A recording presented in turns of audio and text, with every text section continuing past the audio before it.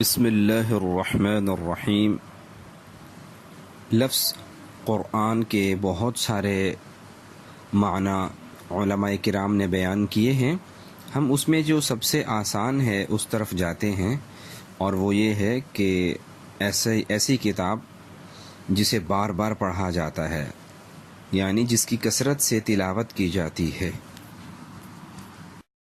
کلام پاک کے آغاز میں اللہ نے پہلے اپنا تعارف دیا کہ تمہیں پتہ چل جائے میں ہوں کون۔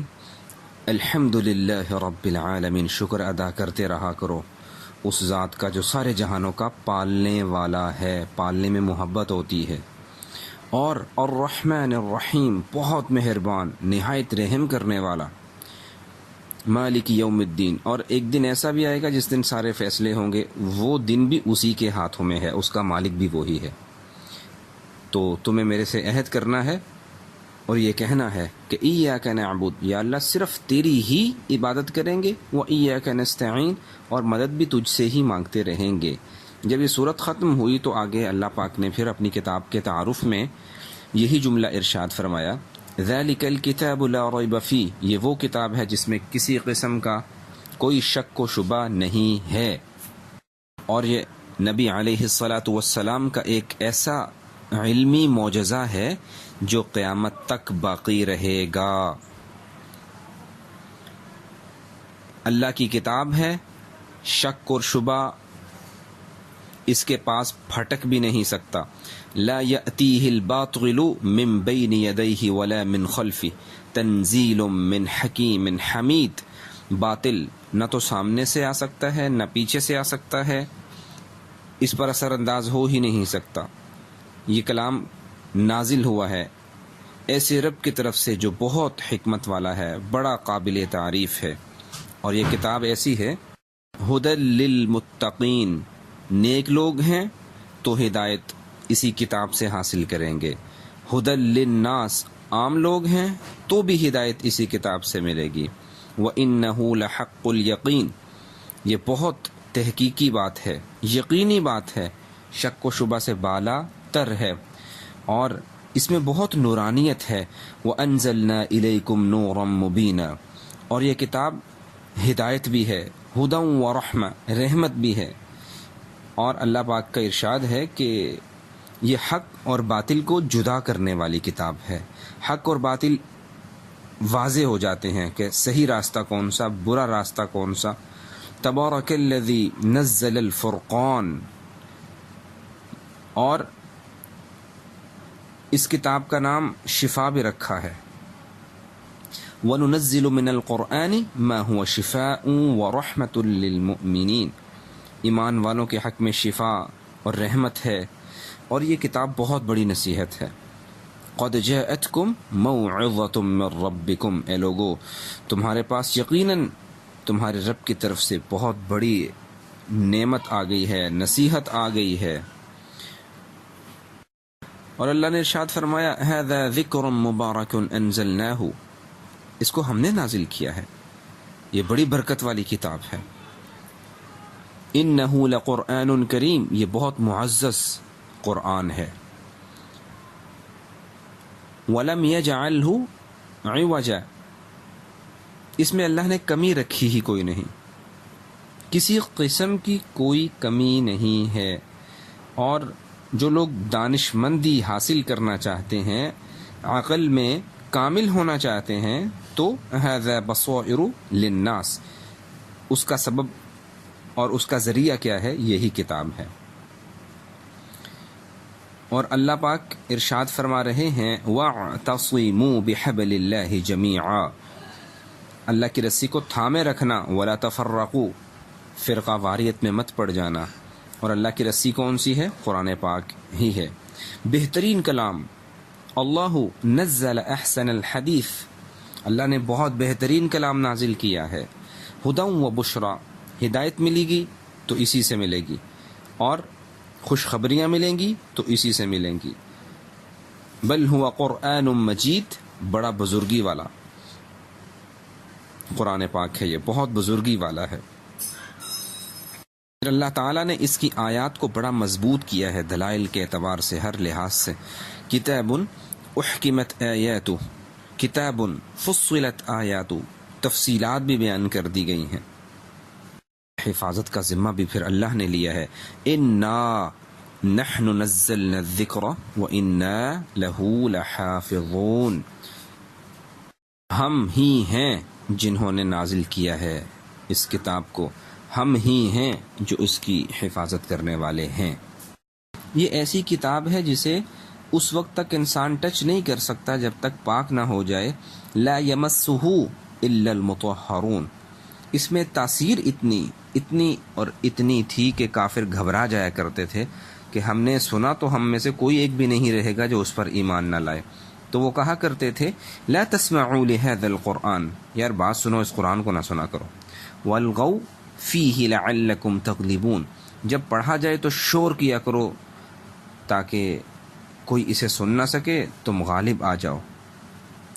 اور اس کتاب کو سننے کے لیے فرشتے حاضر ہو جاتے ہیں، ان قرآن الفجر کان مشہودا، وہ حاضری کا وقت ہوتا ہے جو فجر کے وقت قرآن پڑھا جاتا ہے۔ اور جنات نے سنا، کہنے لگے بھئی کمال ہو گیا، ان سمعنا قرآنا عجبا، ہم نے بڑی ایک عجیب سی تلاوت قرآن پاک کی سنی ہے، قرآن سنا ہے، آیات سنی ہیں، یہدی الی الرشد، جو سیدھی راہ کی طرف گائیڈ کرتی ہیں، رہنمائی کرتی ہیں، فآمنا بہ، ہم نے تو دل سے اس کو تسلیم کر لیا ہے، اور ہم نے ایک عہد کیا ہے، وعدہ کیا ہے، ولن نشرک بربنا احدا، ہم کبھی اپنے رب کا شریک نہیں ٹھہرائیں گے۔ اور اس کتاب کو جب اہل عرب سنتے تھے فصیح و بلیغ تو آنکھوں سے آنسو آ جایا کرتے تھے۔ وَإِذَا سَمِعُوا مَا أُنزِلَ إِلَى الرَّسُولِ تَرَى أَعْيُنَهُمْ تَفِيضُ مِنَ الدَّمْعِ مِمَّا عَرَفُوا مِنَ الْحَقِّ، جب وہ اس کو سنتے ہیں جو پیغمبر پہ اتارا گیا، آپ دیکھو گے کہ ان کی آنکھوں سے آنسو بہہ رہے ہیں، اس لیے کہ انہوں نے حق کو پہچان لیا تھا۔ لے کر کون آیا؟ نزل به الروح الامین، جبریل امین، علی قلبک لتکون من المنذرین، آپ کے دل پہ، مبارک دل پہ اتارا گیا، آپ لوگوں کو آخرت کے حالات سے ڈرا دیجئے کہ آنے والے ہیں۔ اور کہ نبی نے ارشاد فرمایا فضل کلام اللہ علی سائر الکلام کفضل اللہ تعالی علی خلقہ، اللہ کے کلام کی فضیلت بقیہ کلاموں پر ایسی ہے جیسے اللہ تعالیٰ کو ساری مخلوقات پر فضیلت حاصل ہے۔ اور اس کتاب کو دیکھنا عبادت کا درجہ رکھتا ہے۔ النظر فی المصحف عبادت او کما قال، اس کو دیکھنا عبادت، اس کو پڑھنا عبادت، اس کے ساتھ تعلق بنا لینا عبادت، اس پہ عمل کرنا عبادت۔ یہی وہ کتاب ہے جس کے حافظ کو کہا جائے گا کہ جیسے اب دنیا میں ٹھہر کے پڑھا کرتے تھے، اسی طرح ٹھہر کے پڑھتے چلے جائیے، جنت کے درجات پہ چڑھتے چلے جائیے، جہاں آخری آیت وہاں پہ آپ کا درجہ۔ اور روزہ قرآن قیامت کے دن بندے کی سفارش کریں گے۔ اللہ پاک نے بھی چیلنج کیا کہ پوری کائنات کے فصیح و بلیغ لوگ، ادب کے ماہرین آ جائیں اور فَأْتُوا بِسُورَةٍ مِّن مِّثْلِ، کوئی ایک صورت اس جیسی بنا کے لے آئیں، لیکن ایسا ہو نہیں سکا ہے۔ ارشاد نبوی ہے کہ اللہ تعالیٰ اس کتاب کے ذریعے قوموں کو ان کی عزتوں کو بڑھا دیتے ہیں، اور جو عمل نہیں کرتے ہیں انہیں پست کر دیتے ہیں، ان کی عزتیں نیچے گرا دیتے ہیں۔ اسی لیے اکبر الہ آبادی صاحب فرمایا کرتے تھے، ہادی نہ ملے گا تمہیں قرآن سے بہتر، مغوی تو ملیں گے تمہیں شیطان سے بہتر۔ ارشاد نبوی ہے کہ دلوں کو زنگ لگ جاتا ہے جیسا کہ لوہے کو پانی کی وجہ سے زنگ لگ جاتا ہے۔ پوچھا گیا اللہ کے نبی علیہ السلام یہ بتائیے کہ اس زنگ کو کیسے دور کریں؟ ارشاد ہوا کہ آپ لوگ قرآن پاک کی تلاوت کیا کریں۔ حضرت ابو ذر غیفاری، یہ لفظ غفار نہیں ہے، غفاری نہیں ہے، غفار کتاب کے وزن پہ آتا ہے۔ غفار قبیلے کا نام تھا اور غفار اللہ کی ذات ہے۔ تو حضرت ابو ذر غفاری رضی اللہ عنہ کہنے لگے اللہ کے نبی مجھے نصیحت فرمائیے، تو ارشاد فرمایا کہ آپ تلاوت کلام پاک کیا کیجئے، دنیا میں یہ نور ہے اور آخرت میں بہترین ذخیرہ ہے۔ اور ہمارا کوئی دن ایسا نہیں گزرنا چاہیے جس میں ہم اس کی زیارت نہ کر پائیں۔ حضرت ام عائشہ صدیقہ رضی اللہ تعالی عنہا فرماتی ہیں کعبہ شریف کو دیکھنا بھی عبادت، والدین کے چہرے کو دیکھنا بھی عبادت، اور قرآن پاک کو دیکھنا بھی عبادت۔ اور حضرات صحابہ رضی اللہ عنہم اجمعین اس بات کو سخت ناپسند کرتے تھے کہ کوئی دن ایسا نہ ہو جس دن ہم قرآن نہ کھول سکیں۔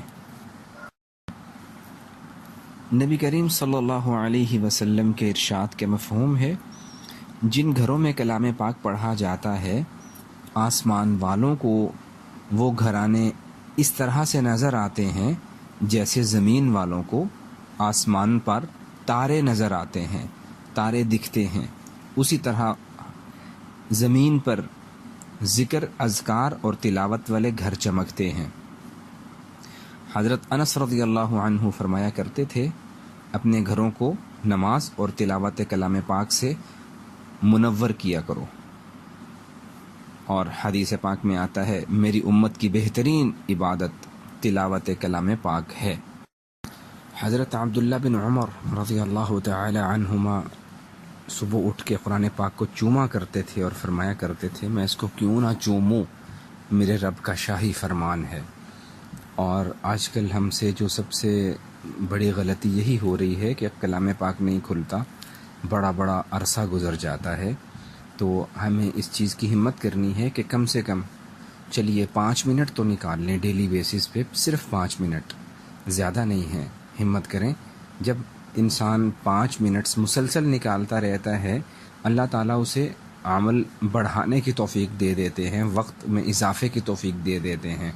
لیکن کوئی 5 منٹ پہ بھی نہیں آتا تو پھر اس سے 1 منٹ کی توفیق بھی جو ہے واپس لے لی جاتی ہے، پھر اس کو موقع ہی نہیں ملتا۔ اللہ تعالیٰ ہم سب کو دن کے اوقات میں، رات کے اوقات میں، دن کی گھڑیوں میں، رات کی تنہائیوں میں اس کی تلاوت کرنے کی توفیق عطا فرمائے، آمین یا رب العالمین۔